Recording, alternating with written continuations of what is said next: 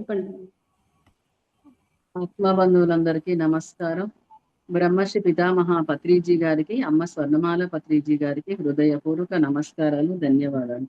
Shri Tirumalanatha pyramid trust ఆధ్వర్యంలో TMC channel కు స్వాగతం, సుస్వాగతం. మనం గత కొన్ని రోజులుగా మహాభారతంలోని మహనీయుల గురించి తెలుసుకున్నాం. ఈ రోజు తెలుసుకున్నాం ఏకలవ్యుడి గురించి. ఏకలవ్యుడు ఎంత గొప్పవాడో, గురువు అడిగిండని తను తానే విద్య నేర్చుకున్నాడు. కానీ గురువు విగ్రహాన్ని పెట్టుకొని తను తాను విద్య నేర్చుకొని గురుదక్షిణగా బొట్రవేలు నరికిచ్చేసాడు. కర్ణుడు ఒకేసారి మూడు బాణాలు ప్రయోగిస్తే, అర్జునుడు 5 ప్రయోగిస్తే, ఈయన 7 ఒకేసారి 7 బాణాలని ప్రయోగిస్తాడు. అంత గొప్ప మహానుభావుడు. వాళ్ళ గురించి తెలుసుకుందాం. ఆ జ్ఞానాన్ని అందించడానికి భావన మేడం వచ్చి ఉన్నారు. Welcome madam, welcome to TMC channel. Over to you madam. ముందుగా జగద్గురు పితామహ పత్రిజీ గారికి ఆత్మ ప్రణామాలు. అలాగే మాకు ప్రతిరోజు ధ్యానాన్ని, జ్ఞానాన్ని అందిస్తున్న తటవర్తి వీర్రాఘవరావు గారికి మరియు రాజ్యలక్ష్మి అమ్మకి ఆత్మ ప్రణామాలు. ఈ జూమ్లో పాల్గొంటున్న ఆత్మ బంధువులందరికీ ఆత్మ ప్రణామాలు. ఇప్పుడు మనం ప్రతిరోజు మహాభారతంలోని మహనీయుల గురించి తెలుసుకుంటూ ఉన్నాము. ఈరోజు మనం తెలుసుకోబోయేది ఏకలవ్యుడి గురించి. అయితే ఏకలవ్యుడి గురించి తెలుసుకోబోయే ముందు కొంచెం ఇన్ఫర్మేషన్ ఇద్దాం. అంటే మహాభారతం అంటే చాలామంది ఏమనుకుంటారు, కౌరవులంటే చెడ్డవారు, పాండవులంటే మంచివారు ఇలా అనుకుంటూ ఉంటారు. కానీ వ్యాస మహర్షి మహాభారతాన్ని రచించినప్పుడు వీరు చెడ్డవారు, వీరు మంచివారు అని ఆయన ఎక్కడా చెప్పలేదు. ఆయన చెప్పింది ఒక్కటే, ధర్మం చాలా సూక్ష్మమైనది. ధర్మం ఎవరి వైపు ఉంటుందో పరమాత్మ వారి వైపే ఉంటారు అని చెప్పాడు. అందుకే భీష్ముడు ఉన్నారు, ఇప్పుడు ఆయన మహాజ్ఞాని. కానీ ద్రౌపది వస్త్రాభరణం సమయంలో ఒక మాట కూడా మాట్లాడలేదు. అందుకే ఆయన అధర్మం వైపు ఉన్నాడు కాబట్టి ఆయన పతనం అయిపోయారు. ద్రోణుడు చాలా గొప్ప గురువు. కానీ అతని పుత్ర వ్యామోహం వల్ల కౌరవుల సైడ్ ఉండాల్సి వచ్చింది. అందుకని ఆయన కూడా అధర్మం వైపు ఉన్నాడు కాబట్టి ఆయన పతనం అయిపోయారు. ఇప్పుడు కర్ణుడు ఎంత గొప్ప దాత. అసలు కర్ణుడు అంటే దానవీన సూరకర్ణుడు అంటారు కదా. కానీ ఆయన ఏం చేశాడు, అధర్మ పక్షంలోనే ఉన్నాడు. ఆయన అలాగే అయిపోయారు. ధర్మరాజు ఉన్నాడు, ధర్మరాజు కూడా అంతే. ధర్మరాజు ఎంతో గొప్ప వ్యక్తి. ఆయన అబద్ధం ఆడరు అంటారు. అసత్యం అనేది ఆయన నోటి వెంట రాదు అంటారు. కానీ యుద్ధం సమయంలో ఆయన ఏం చేశాడు, అశ్వత్థామ హతః అన్నాడు. ఆ ఒక్క చిన్న మాట వల్ల ఆయన ఏమన్నాడంటే అశ్వత్థామ హతః అని వేరే అతన్ని ఒక గుర్రాన్ని అన్నాడు. కానీ ఇక్కడ అశ్వత్థామ నిజంగానే చనిపోయాడని వీరు ఊహించుకొని కౌరవులు ఇలా అయ్యేసరికి అది కూడా ఒక అసత్యమే కదా. ఎంత ధర్మపరుడైనా సరే అసత్యం ఆడాడు. యుధిష్ఠరుడు కూడా, అర్జునుడు కూడా అంతే. అర్జునుడు ఎంతో మహావీరుడు. కానీ యుద్ధం సమయంలో అతను ఏం చేశాడు, యుద్ధం స్టార్టింగ్లో అతను బాధకి లోనయ్యాడు, విషాదానికి లోనై కుంగిపోయాడు. భీముడైనా అంతే. భీముడు చాలా ధర్మపక్షంలోనే ఉన్నాడు. కానీ భీముడికి కోపం ఎక్కువ. అంటే ప్రతి ఒక్కరిలోనూ ధర్మ అధర్మాలు ఉంటాయి, మంచి చెడులు ఉంటాయి. అది ఎవరి వైపు ఉంటారనేది మనం తెలుసుకోవాలి. అంటే మన చెడుని మనం తగ్గించుకొని ధర్మం వైపు నిలిస్తే పరమాత్మ ఎప్పుడు మనతోనే ఉంటాడు. కృష్ణుడు అంటే ఇదంతా ఒక నాటకం లాగా. కృష్ణుడు వీళ్ళందరికీ సూత్రధారి, ఇందులో ఉండే వీళ్ళంతా పాత్రధారులు. కృష్ణుడు సూత్రధారి, ఇందులో ఉండే వాళ్ళంతా పాత్రధారులు అనమాట. ఇప్పుడు రామాయణం ఉంది, రాముడి పాత్ర, రావణుడి పాత్ర ఉంది. హనుమంతుడు, విభీషణుడు వీళ్ళన్నీ ఉండాలి. వీళ్ళు ఉంటేనే ఆ కథ నడుస్తుంది కదా. అలాగే మహాభారతంలో కూడా ప్రతి ఒక్కరూ ఉండాలి. కానీ వీరు చెడు, వీరు మంచి అని వ్యాసుడు ఎక్కడా చెప్పలేదు. అయితే చాలామంది ఇప్పుడు దుర్యోధనుడు మన ఏకలవ్యుడికి చాలా మోసం చేశాడు అని మనం అనుకుంటూ ఉంటాం. ఇప్పుడు మామూలుగా వ్యాస మహర్షి మహాభారతంలో ఎక్కడ దుర్యోధనుడు ఇలా అంటే స్నేహం అంటే ప్రాణం దుర్యోధనుడికి. కర్ణుడు రాజుని చేశాడు, తన మాట నిలబెట్టుకున్నాడు. కర్ణుడు దానవీన సూరకర్ణుడు కదా. కానీ కర్ణుడు ఏం చేశాడు, ఎంత దానగుణం ఉన్నా సరే ఆయన అహంకారం కొంచెం ఎక్కువ ఉంది. అర్జునుడి కంటే నేను గొప్ప అని, అందుకే అతను పతనం అయిపోయాడు. లేదంటే ఇప్పుడు కర్ణుడు అదే ఇక్కడ కర్ణుడు తన ధర్మాన్ని రక్షించుకుంటూ ఇలా పాండవుల వైపు, ధర్మం వైపు నిల్చుంటే ఖచ్చితంగా కర్ణుడు గొప్ప వ్యక్తి అయ్యేవాడు. ఇప్పుడేంటంటే సోషల్ మీడియా ట్రెండింగ్ ఏంటి? కర్ణుడిని గొప్పవాడు అని అంటూ ఉంటారు. ఎంత గొప్పవాడైనా సరే అధర్మ పక్షంలో ఉంటే అతను గొప్పవాడు ఎప్పటికీ అవ్వలేడు. నువ్వు ఎంత దానం చేసి, ఎంత సత్యంలో ఉన్నా సరే అధర్మ పక్షంలో ఉంటే నువ్వు గొప్పవాడివి అవ్వలేవు అంటారు. అయితే ఒక హస్తినాపురానికి చాలా దూరంలో ఒక అడవిలో ఇలా అడవి మనుషులు వాళ్ళు ఉంటారు గదా! అక్కడ నివసించే వారిని నిషాదులు అంటారు. ఆ నిషాదులకు కూడా ఒక రాజు ఉంటాడు. ఆ నిషాదుల రాజు కొడుకే ఏకలవ్యుడనమాట. వాళ్ళకేంటి చిన్నప్పటి నుండే విలువిద్య అంటే వాళ్ళకి బాగా అలవాటు. ఎందుకంటే వాళ్ళు అడవిలో ఉంటారు కాబట్టి వాళ్ళ పనే వేటాడడం. అలాగే ఆ హిరణ్యధనుస్సు అనే రాజు కుమారుడు ఏకలవ్యుడనమాట. ఇప్పుడు ఏంటి అంటే వ్యాస మహర్షి ప్రకారం రాసిన భారతం ప్రకారం అయితే ఇలా ఉంటుంది. కానీ తర్వాత కథనాల్లో ఏమనంటారంటే శ్రీకృష్ణుడి తండ్రి వాళ్ళ అన్నయ్య కొడుకు ఏకలవ్యుడు. తర్వాత అతన్ని అడవిలో వదిలేస్తే అతను ఇలా నిషాదులకి దొరుకుతాడు అని చెప్తారు. కానీ వ్యాస మహర్షి చెప్పిన దాని ప్రకారం అయితే నిషాదుల రాజు అయిన హిరణ్యధనుస్సు అనే అతని కొడుకు ఏకలవ్యుడు అని చెప్తారు. అయితే ఇప్పుడు అడవి నిషాదులు అంటే ఎవరు అంటే ఇప్పుడు సినిమాల్లో మనం చూస్తూ ఉంటాం. అడవి మనుషులంటే ఇలా ఉంటారు అనని. అది కాదు. అసలు నిషాదులు అంటే ఏంటంటే అడవిలో నివసిస్తారు. వాళ్ళకి ఒక రాజ్యము, ఒక సైన్యము ఇలా ఉంటుంది. వాళ్ళు వేటలో వాళ్ళకెంతో నైపుణ్యం ఉంటుంది. అడవిలో వాళ్ళు ఏ రూట్ అయినా సరే వాళ్ళు అడవిలో ఎలా రూట్ ఎంత దట్టమైన అడవిలోకెళ్ళినా సరే వాళ్ళకి ఆ రూట్ తెలిసిపోతుంది. జంతువుల కదలికల్ని బట్టి వారు వాళ్ళ లక్ష్యాన్ని ఛేదిస్తూ ఉంటారు. ఇవన్నీ వాళ్ళకి ఎవరు నేర్పించలేదు. వాళ్ళకి సహజంగా వచ్చిన విద్య. అలాగే ఏకలవ్యుడికి కూడా చిన్నప్పటి నుండి అదే క్లైమేట్‌లో పెరగడం వల్ల తనకి విలువిద్య అనేది అతనికి అలవాటైపోయింది చిన్నప్పటి నుండి. అయితే ఏకలవ్యుడు 6, 7 ఇయర్స్ ఉన్నప్పుడేమో మిగతా పిల్లలందరూ ఆడుకుంటుంటే అతను మాత్రం చెట్టుకి ఆకుల్ని కట్టి ఇలా బాణాలు వేస్తూ ఉంటాడంట. అయితే వాళ్ళ నాన్న అయితే ఏమడుగుతాడు, ఏకలవ్య నువ్వు ఏమవ్వాలనుకుంటున్నావు అని అడుగుతాడు. ఏకలవ్యుడు నేను ప్రపంచంలోనే గొప్ప ధనుర్ధారినవ్వాలి అని చెప్తాడు. అయితే అప్పుడు ఆ హిరణ్యధనుస్సుని నవ్వి అది సులభం కాదు ఏకలవ్య, ఎందుకంటే ప్రపంచంలో ప్రస్తుతం ఒక మహాగురువు ఉన్నాడు, ద్రోణాచార్యుడు అనే గురువు. ఆయనే గొప్ప విలువిద్యధారి అని చెప్తాడు. అయితే ఆ రోజు నుండే ఏకలవ్యుడికి ద్రోణుడి మీద ఎంతో అంటే ద్రోణుడి దగ్గర విద్య నేర్చుకోవాలని ఎంతో ఆసక్తి కలుగుతుంది. ఇదే సమయంలో ఇక్కడ ఈ 6, 7 ఇయర్స్ ఉన్నప్పుడు ఏకలవ్యుడు ఇక్కడ ఇలా విలువిద్య అప్పుడప్పుడే మొదలవుతున్నప్పుడు హస్తినాపురంలో ఏమవుతుంది అంటే ద్రోణాచార్యుడు ఏంటి ఈ కౌరవులు, పాండవులు వీళ్ళందరికీ యుద్ధ నీతి, విలువిద్య ఇవన్నీ నేర్పిస్తూ ఉంటే ఈ ద్రోణుడు ఏం చేస్తాడు, అర్జునుడికి ఒక మాటిస్తాడు. ఏంటంటే అర్జున ఈ ప్రపంచంలోనే నిన్ను అత్యుత్తమ ధనుర్ధారిని చేస్తాను అని మాటిస్తారు. అంటే ఇది ఆయన ఏం ప్రేమతో ఏమి ఇవ్వలేదు ఆ మాట. అంటే ఒక గొప్ప గురువుగా ఆయన అర్జునుడికి మాటిచ్చాడు. ఈ మాట ఇవ్వడం అనే దాని మీదే ఏకలవ్యుడి కథ మొత్తం ఉంటుంది. ఎందుకంటే అర్జునుడిని ప్రపంచంలోనే అత్యుత్తమ ధనుర్ధారిని చేస్తాను అని మాటిచ్చాడు కాబట్టి అర్జునుడి కంటే గొప్ప ఎవరు ఉండకూడదు అప్పుడు. కానీ ఏకలవ్యుడు ఎంతో గొప్ప ధనుర్ధారి. అతనికి సహజంగా నేర్చుకున్నది అది. అందుకనే చివర్లో ఏకలవ్యుడిని బొటనవేలు అడుగుతాడు. అయితే ఇప్పుడు ఋషులు, యాత్రికులు, వేటగాళ్ళు వీళ్ళందరూ ద్రోణుని యొక్క గొప్పతనాన్ని మొత్తం అంటే ఊరూరా చెప్పుకుంటూ ఉన్నారు.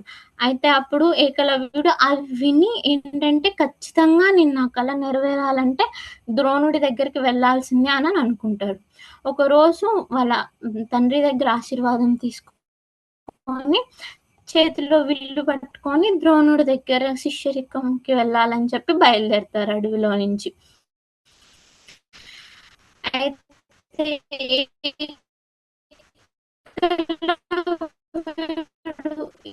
ఇక్కడ ఏకలవ్యుడు కోరిక ఏమన్నా తప్ప ఆ ద్రోణుడి దగ్గరికి రావాలని రోజు తప్పనిసరిగా స్వీకరించాలంటే ఇదే ఇంపార్టెంట్ క్వెషన్. ఎందుకంటే అతను జ్ఞానం కోరి ద్రోణుడి దగ్గరకొస్తాడు. కానీ ద్రోణుడు అతన్ని అంగీకరించడు. దీని మీదే ఏకలవ్యుడి కథంతా ఉంటుంది. అయితే ఎందుకు ద్రోణుడు అంగీకరించలేదు అంటే, ద్రోణుడేమి తన పర్సనల్‌గా ఇలా ఆశ్రమం పెట్టుకొని ఇలా నేర్పించట్లేదు. అతను హస్తినాపురానికి రాజగురువు. అంటే ఆయన ఆ రాజకుటుంబంలో ఉన్న వారికి మాత్రమే ఈ అతని బాధ్యత అది. ఆ రాజకుమారులకి యుద్ధ విద్యను నేర్పడం అతని కర్తవ్యం అన్నమాట. అందుకనే తను వారికి మాత్రమే ఈ విద్యను నేర్పిస్తూ ఉంటాడు. అతనికి అలా నేర్పాలి అనని అతని వ్యక్తిగత కోరిక కాదు. అది అతని ధర్మం. ఎందుకంటే అతను రాజగురువు కాబట్టి తన ధర్మాన్ని తను నిర్వర్తించాలి. అయితే చాలామంది ఏకలవ్యుడి కథను ఒక సెంటెన్స్‌లో కంప్లీట్ చేస్తాడు. ఏంటంటే ద్రోణుడు ఏకలవ్యుడు నిషాదులు అంటే అడవి మనిషి కాబట్టి నేను నేర్పను అనని చెప్పి కులం చూసి తిరస్కరించాడు అననంటారు. కానీ వ్యాసుడు ఎప్పుడూ వ్యాస భారతంలో ఈ పదం ఎప్పుడు వాడలేదు. వ్యాసుకి కట్టుబడి ఏకలవ్యుడిని అలా అంగీకరించలేదు శిష్యుడిగా. అయితే ఇప్పుడు ఒకరోజు ఉదయం హస్తినాపురం బయట ద్రోణాచార్యుడు ఆశ్రమం దగ్గర అందరికి రాజకుమారులకి సాధన చేయిస్తూ ఉంటారు. అయితే భీముడు గదా యుద్ధం చేస్తూ, అర్జునుడు విలువిద్యను నేర్చుకుంటూ ఉంటాడు. అప్పుడే దూరం నుండి ఒక బాలుడొస్తాడు. అతని క్లాత్స్ అంటే అతను ఇప్పుడు అడవిలో రాజే అవ్వచ్చు కానీ అతను అడవిలో ఉండే మనిషి కదా! అతని బట్టలవేమి రాజకుమారుల్లాగా వీళ్ళలాగా లేవు. అయితే ఆభరణాలు అవేమి లేవు అతనికి. కానీ అతని దగ్గర ఒక గొప్ప ఇది ఉంది. అంటే నేను విలువిద్యను నేర్చుకోవాలి అననే ఒక ప్యాషన్ ఉంది. ఆ ప్యాషన్ తోటి అతను లోపలికొస్తాడు. ద్రోణాచార్యుని చూడగానే అతను వెంటనే నమస్కరించి, ఆచార్య నేను నిషాదరాజు హిరణ్యధనుస్సు కుమారుడిని. నా పేరు ఏకలవ్యుడు. నేను మీ దగ్గర శిష్యుడిగా చేరాలనుకుంటున్నాను అనని చెప్పి అడుగుతాడు. అయితే ద్రోణుడు వెంటనే ఏమంటాడు అంటే ద్రోణుడు గమనిస్తాడు. అతనిలో ఉన్న ఏకాగ్రత, ధైర్యం, తపన, నేర్చుకోవాలనే తపన ఇవన్నీ అతను గమనిస్తాడు. కానీ ద్రోణుడి మనసులో ఇంకొకటుంటుంది. ఏంటి? నేను హస్తినాపురానికి రాజగురువు. నా బాధ్యత కేవలం కురు యువరాజులు మాత్రమే. వీరికి నేను నేర్పించడం మాత్రమే నా బాధ్యత.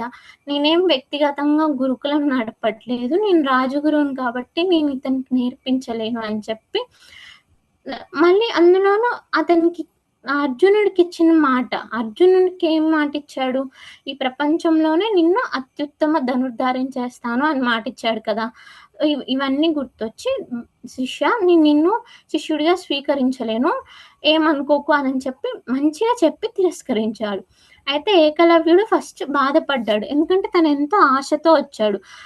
ఆ ఒక్క మాటతో ఏంటంటే అక్కడే ఎంతో బాధపడ్డాడు. అంటే ఎంతో ఆశతో వచ్చి తిరస్కరించడం వల్ల ఏంటంటే చాలా బాధొచ్చింది. కానీ అతనేం కోప్పడలేదు, ద్రోణుడిని తిట్టలేదు, ద్రోణుడి మీద రివెంజ్ తీసుకోవాలని ఇలా ఎప్పుడూ అనుకోలేదు.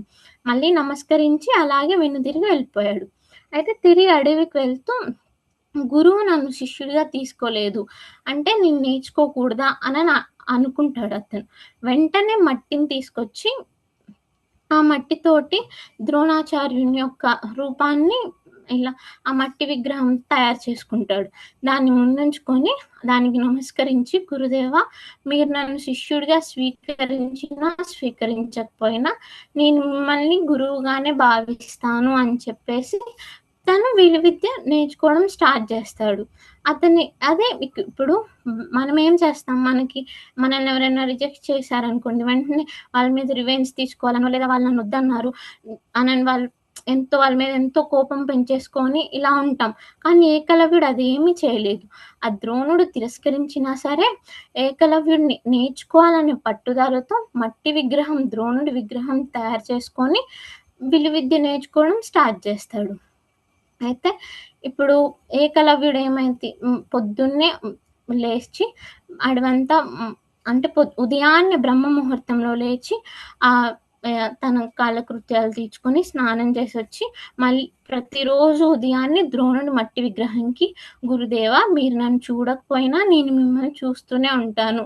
మీరే నా గురువు అని మనసులో భావించుకొని తను సాధన స్టార్ట్ చేస్తారు. అయితే అతను అంటే వ్యాసుడు ఇలా సాధన చేశాడు అని చెప్పలేదు కానీ, అతను విలువిద్యను బట్టి అతను ఎంతో గొప్ప సాధన చేసినట్టు అనని చెప్తారు. ఎందుకంటే అంత ఇప్పుడు అర్జునుడితో సమానంగా తను ధనుర్ధారి అంటే బాణాలు వేయగలిగాడు అంటే, అతను ఎంత గొప్ప సాధన చేసుంటాడో మనం అర్థం చేసుకోవాలి. అంటే తపస్సుగా అతనెంతో కష్టపడి నేర్చుకోవాలి అనే ఈ సాధన అసలు ఆపేవాడు కాదంట. ఒక్కటే లక్ష్యం. నేను ప్రపంచంలోనే గొప్ప ధనుర్ధారి అవ్వాలి అనే లక్ష్యంతోటి నేర్చుకున్నాడు. గురువులు అయితే ఇక్కడ అతనికి గురువు ప్రత్యక్షంగా లేడు. అయితే ఇక్కడ మనకొచ్చే ప్రశ్న ఏంటంటే, గురువు లేకుండా మనం నేర్చుకోవచ్చా అనని. అయితే బయట గురువు దారి చూపుతాడు. కానీ ఇప్పుడు గురువు ఉన్నారు.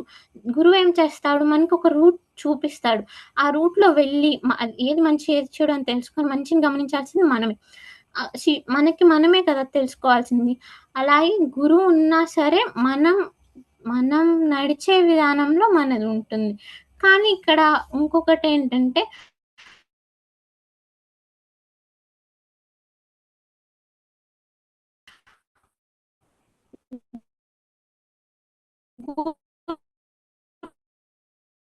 గురువు లేకపోతే మేడం వాయిస్ ఏంటంటే క్లియర్ గా రావట్లేదు, ఒకసారి చెక్ చేసుకోండి. తప్పులు సరిచేసేవారు ఉండరు.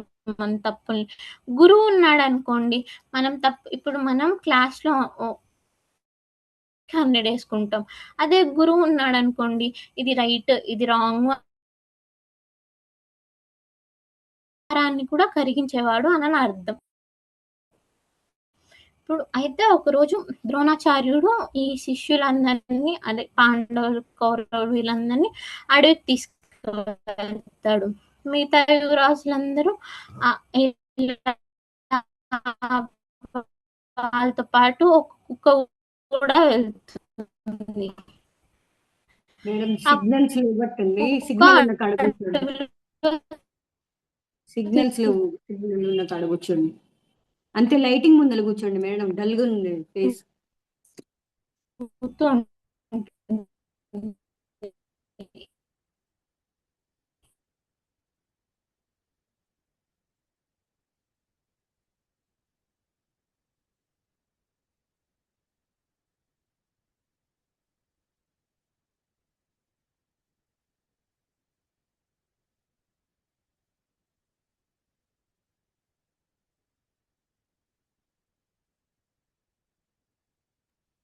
మ్యూట్ లోకి వెళ్ళారు మేడం, మ్యూట్ లో ఉన్నారు చూసుకోండి.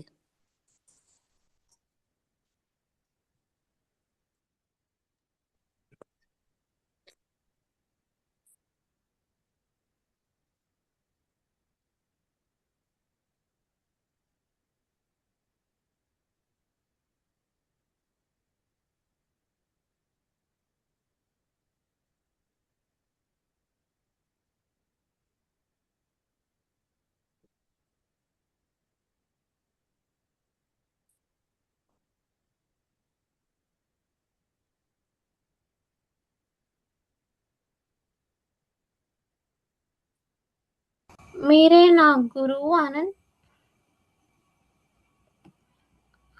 ఏకలవ్యుడు వెతుకుతూ ఉంటాడు. అయితే ద్రోణుడు వెతుకుతూ ఉంటే ఏకలవ్యుడి దగ్గరికి వచ్చి, నీకు ఈ విద్యను ఎవరు నేర్పించారు అని అడిగితే, గురుదేవా మీరే నా గురువు అని ఏకలవ్యుడు చెప్తాడు. ద్రోణుడు ఆశ్చర్యపోయి, నేనెప్పుడు నీకు ఈ విద్యను నేర్పించాను అని అడుగుతాడు. అప్పుడు ద్రోణుడు మనసులో ఏంటంటే చాలా ఆశ్చర్యం వేస్తుంది ద్రోణుడికి. ఎందుకంటే తను శిష్యుడిగా స్వీకరించలేదు. కానీ తనేం చేశాడు, తన విగ్రహాన్ని పెట్టుకొని అంతటి విద్యను తనంతట తానే సాధించాడు. ద్రోణుడు అతని పట్టుదలపై గౌరవం ఏర్పడింది. అయితే అదే సమయంలో అర్జునుడికి ఇచ్చిన మాట కూడా గుర్తుకు వచ్చింది. అర్జునుడు కూడా చాలా ఆశ్చర్యపోయాడు. అంటే మీరే నన్ను గొప్ప ధనుర్ధారం చేస్తా అన్నారు కదా! మరి నాకంటే గొప్పవాడిలా కనిపిస్తున్నాడు ఇతను. మరి మీరే గురువు అంటున్నాడు ఏంటి గురుదేవా అని అడుగుతాడు. అయితే ఈ సిట్యుయేషన్‌లో ఏంటంటే ఏకలవ్యుడు ఇక్కడ ఇంకా గొప్పవాడు. ఏకలవ్యుడు ఏంటి, గురువుగా స్వీకరించకపోయినా అతన్నే గురువు అనుకొని సాధన చేస్తూ ఉంటాడు. అతను ఎంతో శ్రమ, ఏకాగ్రత, గురు భక్తితో ఇవన్నీ చేసి మంచిగా విద్యను నేర్చుకుంటూ ఉంటాడు. కానీ ఈ ఒక్క సంఘటన మీదే ఏకలవ్యుడు గొప్పవాడు అని మనం చెప్పలేం. ఎందుకంటే తర్వాత తనేం చేస్తాడంటే తన అధర్మం వైపు వెళ్తాడు. అందుకే అతని పతనం స్టార్ట్ అవుతుంది. అయితే ఇప్పుడు మరి ఆ దృశ్యం చూసిన తర్వాత ద్రోణుడు నిలబడి ఉండిపోయాడు. అర్జునుడు పక్కన పాండవులు, కౌరవులు అందరూ చూస్తూ ఉన్నారు. ద్రోణుడు అడుగుతాడు, "నువ్వు నన్ను గురువుగా భావిస్తున్నావా?" అనని. ఏకలవ్యుడు, "అవును గురుగారు" అంటారు. ద్రోణుడు, "అయితే గురుదక్షిణగా నేనేదడిగినా ఇస్తావా?" అనని అడుగుతాడు. ఏకలవ్యుడు ఏం ఆలోచించకుండా వెంటనే, "మీరు నా ప్రాణం అడిగినా కూడా ఇస్తాను గురుగారు, ఏదైనా అడగండి" అనని మాటిచ్చేస్తాడు. వెంటనే ద్రోణుడు ఏం చేస్తాడంటే, "నీ కుడి చేతి బొటనవేలు ఇవ్వు" అనని అడుగుతాడు. ఏకలవ్యుడు ఒక్క క్షణం కూడా ఆలోచించకుండా వెంటనే అతని బొటనవేలు కట్ చేసి ఇచ్చేస్తాడు.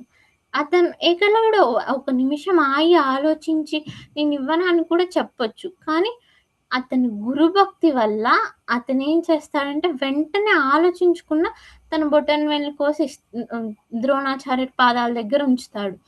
అయితే ఇప్పుడు మనమేమనుకుంటాం వెంటనే, ద్రోణుడు తప్పు చేశాడు అని అనుకుంటాం. ఇప్పుడంతా అంతే అనుకుంటుంది. మహాభారతం మనం చదివితే చాలామంది ద్రోణుడిని తప్పుగానే అర్థం చేసుకుంటారు ఈ సంఘటన వల్ల. అయితే కానీ ఇక్కడేంటంటే ద్రోణుడు ఎందుకలా చేశాడంటే, అర్జునుడిని ప్రపంచంలోనే గొప్ప ధనుర్ధానం చేస్తా అని మాటిచ్చాడు. ఆ మాట నిలబెట్టుకోవాలి. అది అతని గురు ధర్మం అన్నమాట. ఈ కోణంలో ఆలోచిస్తే ద్రోణుడు తన మాట కాపాడుకోవడం కోసం ఇలా చేశాడు అని కూడా ఆలోచించాలి. ద్రోణుడు అతనేం ఒక ప్రైవేట్‌గా టీచర్ ఏం కాదు. హస్తినాపురానికి రాజగురువు ఆయన. ఆయన చెప్పే యుద్ధ విద్య అదతని బాధ్యత అన్నమాట. ఓన్లీ ఈ రాజు కుటుంబీకులకు మాత్రమే నేర్పించడం. కానీ ఇక్కడ ఇది చూస్తే ఏకలవ్యుడు తినే గురువు అంటున్నాడు. అర్జునుడి కంటే గొప్ప ధనుర్ధారి అవుతున్నాడు. ఏం చేయాలో అర్థం అవ్వని క్షణంలో ద్రోణుడు ఏం చేస్తాడు, అతను బొటనవేలు అడుగుతాడు.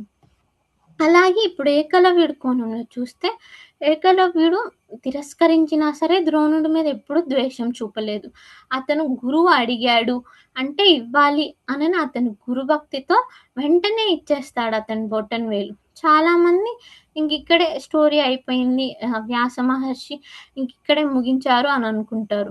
కానీ బొటనవేలు పోయినా సరే ఏకలవ్యుడు ఆగలేదు. ఇది చాలా మందికి తెలీదు. ఇంకేంటి ఏకలవ్యుడి స్టోరీ అయిపోయింది ఆ బొటనవేలు ఇవ్వడంతో అనుకుంటారు. కానీ ఏకలవ్యుడు అతని బొటనవేలు పోయినా సరే సాధన చేశాడు. మిగిలిన వాళ్ళకంటే కూడా అంటే ఇప్పుడు అన్నీ ఉన్నా మంచిగా విలువిద్యాదారుల కన్నా సరే అతను ఇంకా ఎంతో బాగా విలువిద్యాదారు అయ్యాడంట. అంటే ద్రోణుడు తన జీవితాన్ని పూర్తిగా ఏం నాశనం చేయలేదు. తను కేవలం తన బొటనవేలు అడిగాడంతే. అయితే ఒకవేళ ద్రోణుడు బొటనవేలు అడగకపోయి ఉంటే ఏకలవ్యుడు అతని అసాధారణ శక్తితో ప్రపంచంలోనే అత్యుత్తమ ధనుర్ధారి అయ్యేవాడు. కానీ ఏంటంటే తను బొటనవేలు పోయిన తర్వాత ఆ సాధన చేసినప్పుడు తను ధర్మపక్షంలో ఉంటే కృష్ణుడి చేతిలో మరణించేవాడు కాదు. కానీ ఇతనేం చేశాడు, జరాసంధుడు అనని అతనుంటాడు ఒక రాజు. అతనేంటి రాజులందరినీ తీసుకొచ్చి వాళ్ళందరినీ అంటే మంచి రాజుల్ని, ధర్మపక్షంలో ఉండే రాజులను తీసుకొచ్చి వారందరిని ఇబ్బంది పెడుతూ ఉంటాడు. ఏకలవ్యుడు ఏం చేస్తాడు, ఇతని పక్షంలో ఉంటాడు. అంటే ఇక్కడేంటంటే ఏకలవ్యుడు ఎంత గొప్పవాడైనా సరే అధర్మం ఈ జరాసంధుడి పక్షంలో ఉండటం వల్ల అతను శ్రీకృష్ణుడి చేతిలో తర్వాత మరణిస్తాడు. అయితే బొటనవేలు తర్వాత ఇచ్చేసిన తర్వాత ఏమైంది అని ఇప్పుడు తెలుసుకుందాం. అయితే వ్యాసుడు బొటనవేలు తర్వాత ఏకలవ్యుడు చాలా కాలం వరకు ప్రస్తావించలేదు. అంటే వ్యాస భారతంలో యాదవులపై జరాసంధుడు ఏంటంటే యాదవ రాజులపై ఎంతో యుద్ధం చేస్తూ వాళ్ళని ఎంతో ఇబ్బంది పెడుతూ ఉంటాడు. ఏకలవ్యుడు ఇతని దగ్గరే పనిచేస్తూ ఉంటాడు, ఇతనికి సహాయంగా ఉంటాడు. అయితే జరాసంధుడు అంటే ఎవరు? ఇప్పుడు మగధరాజు జరాసంధుడు అనే అతను మగధరాజు. అతను చాలా శక్తివంతమైన రాజుల్లో ఒకతను. అతని దగ్గర చాలా పెద్ద సైన్యం ఉంది. అతనికి మిత్రమైన రాజ్యాలు చాలా ఉన్నాయి. కానీ అతనికి ఏంటంటే యాదవులు అంటే శత్రువులు అన్నమాట. అంటే శ్రీకృష్ణుడి యొక్క రాజ్యంలో వాళ్ళు. అందుకని ఎప్పుడు ఈ యాదవ రాజులపై యుద్ధం చేస్తూ ఉంటాడు. అయితే ఏకలవ్యుడు జరాసంధుని పక్షంలో ఎందుకున్నాడంటే, అతను జరాసంధుని మిత్రుల్లో ఒకడిగా మాత్రమే కనిపిస్తాడు.